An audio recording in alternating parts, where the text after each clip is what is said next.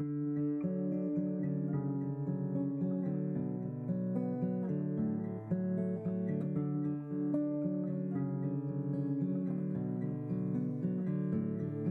just breaking my shoes off. So I can feel the petals.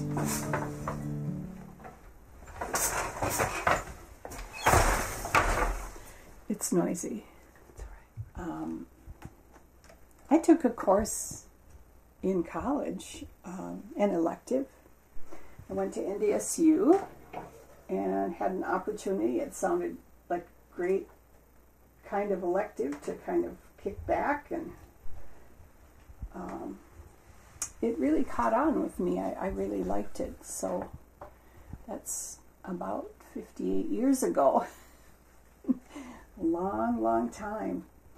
And when we first moved here, Ray Berg lent me a loom from the school district, and I worked on that for a couple of years.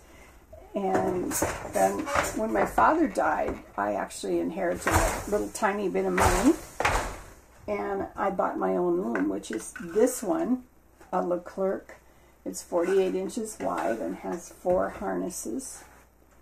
And I've been weaving on this one ever since. I also have a table loom, and the loom behind me is from an estate sale in Duluth, and I've never worked on it. So I'm planning to sell it. What I'm doing right now is weaving with cut fabric. Green fabric on a blue, multicolored blue warp. And the warp is the strings that go lengthwise on any piece of fabric that's woven.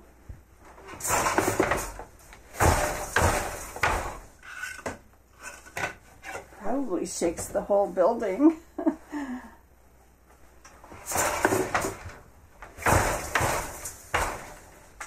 The plan for this piece that I'm weaving is to make a runner-sized rug, and I'm close to where I'm going to put a design in the center, which is just going to be sort of a blue square on the green and blue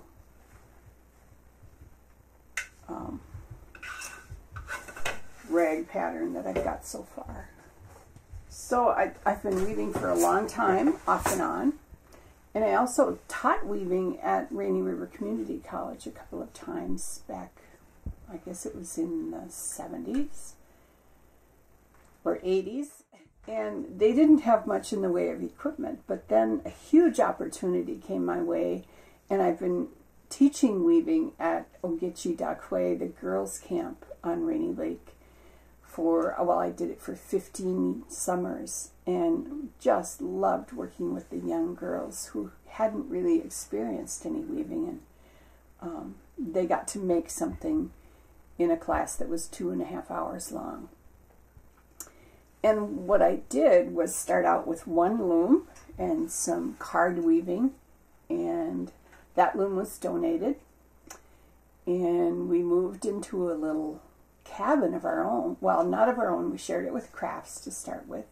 2 more looms were donated from ODC, and we went from there to having 10 donated looms in a cabin all of our own, which is in a compound that's all arts and crafts kinds of things, but the weaving cabin is a separate building, and it was a lovely place to teach. I've been succeeded by Chris Brady, who's now the weaving teacher at Ogeechee, just because I'm getting old and it's a lot of work. But I really, really enjoyed the young girls, and they made some fabulous, beautiful projects.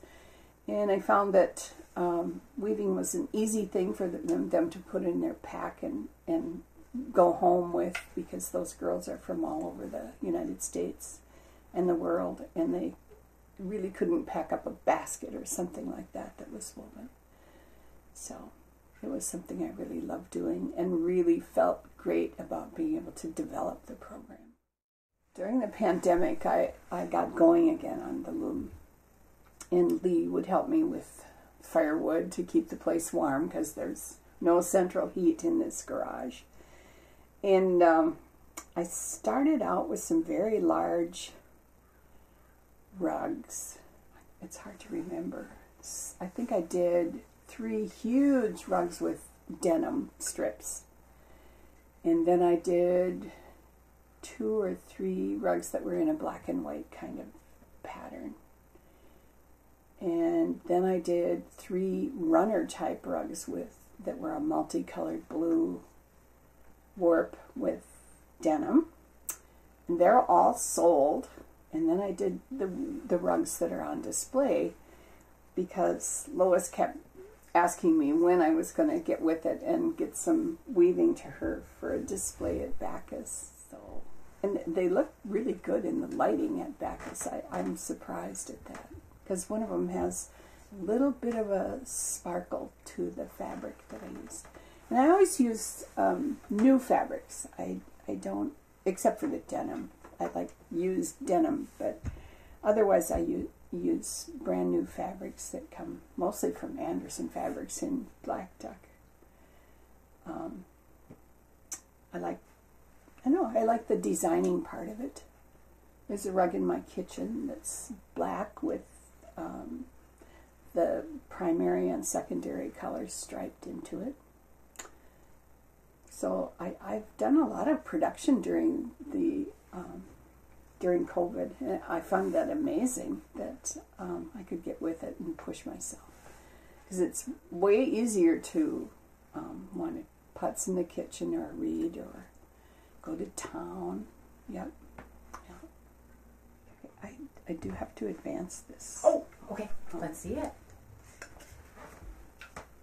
This is my newest shuttle, and I'm in love with these maple shuttles. More warp. Moving the warp forward. Yep.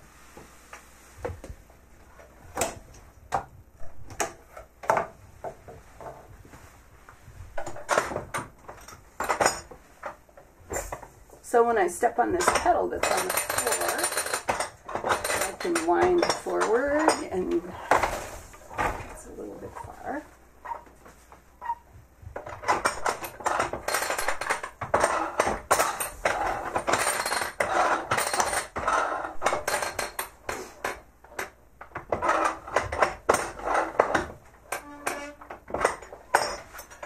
There is a little muscle action involved in weaving. So that gave me more space for shooting the rag through. Right now I'm checking to see which pedals I was on.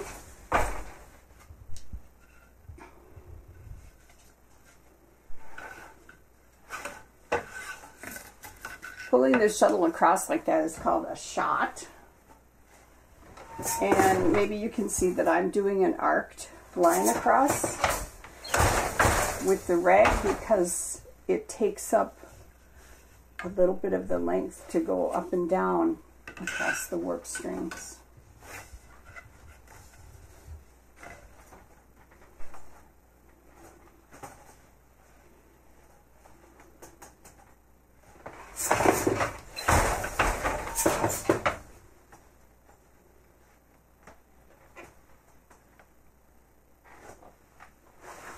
My shuttle is empty.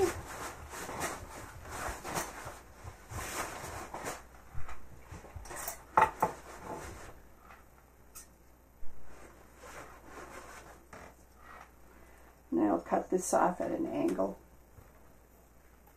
I'll overlap the 2 ends.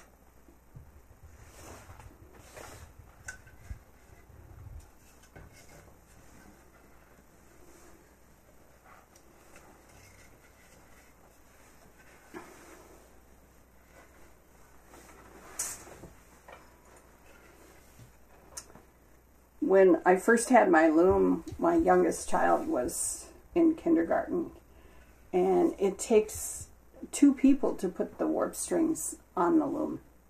When he would come home on the bus, I'd pay him 50 cents to help me warp the loom. And he thought he was big stuff, but I think he knows how to weave still. they each took their turn. We have two boys, and they each took their turn at the loom, making some silly little thing. So, overlapping the two cut points, closing the shed, and beading it.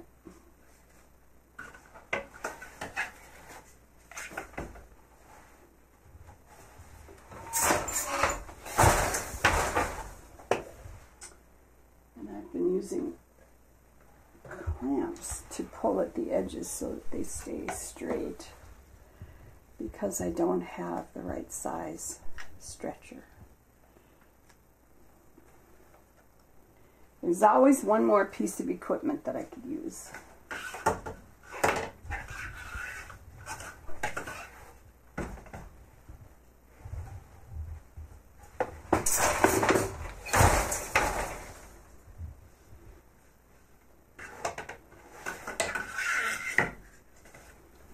Weaving gives you a chance to work out some aggression by pulling the beater. And some projects take heavy beating, and some just that very light touch of putting the threads in place. You want to see what's happened so far? Yes. I'll let it out.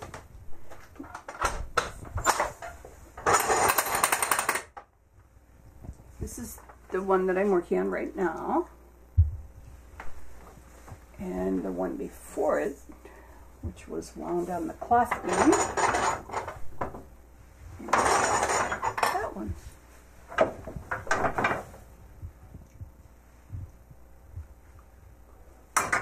So I can put a couple of projects on at a time, depending on the thickness of the project. They'll roll up. And then this is where they separate. I will cut there and use the sewing machine to do a hem. Turn it a couple of times and hem it. So how do you get Aha! That's the hard part. You start out with a tool like this, or one that stands on the floor, and it turns, and it has pegs at the top up here and the bottom. And I've been going around this 12 times. No, not 12 times, but in the pink string is my guide, and I get 12 yards of warp. And so you go around this once for every two of these. Up, go, spin it until you get to the top, make an X, and then spin down, and you get 2 strings. And so you get that all measured out.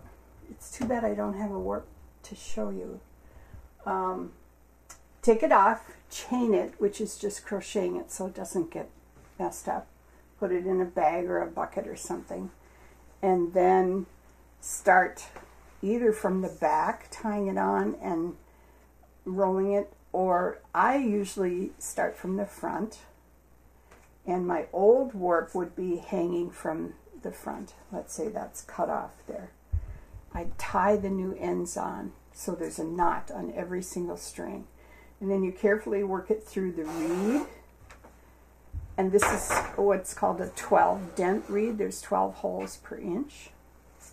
And then through one of these heddles. And there are 4 harnesses here, and they each have heddles. And mine are metal. They can be made of string or nylon or whatever, or wire. And then to the back. And so once I have all those knots tied on, I start with the crank back here and start cranking on this and winding it and putting, I use sticks, wooden lath, to separate the layers of warp so that they don't dig into each other. And some people use paper or cardboard or whatever, but I like to use sticks.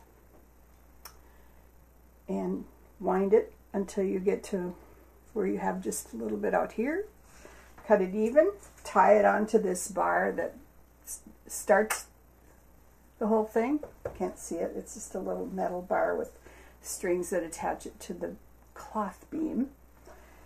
And then you make it tight and you start weaving.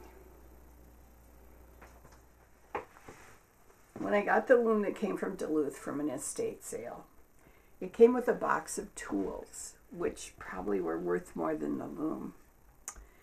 And this beautiful little shuttle has a label in the middle of it, and the label says, "This shuttle was made by Dr. George W. Badagley from wood from a tree grown in his own backyard in Excelsior, Minnesota, about 1954." And I've never used it, but I just think it's precious. This is a short burnous. Little jacket. It's made in one piece, cut and brought across. But what's special about this one is that it's made from a caracal lamb. And that's a breed of sheep that has kind of a long, curly fiber to it. And I think I was told that it was a year and a half of growth of the wool. And so I wove this by just laying in the strips of wool into a warp. And this is my jacket.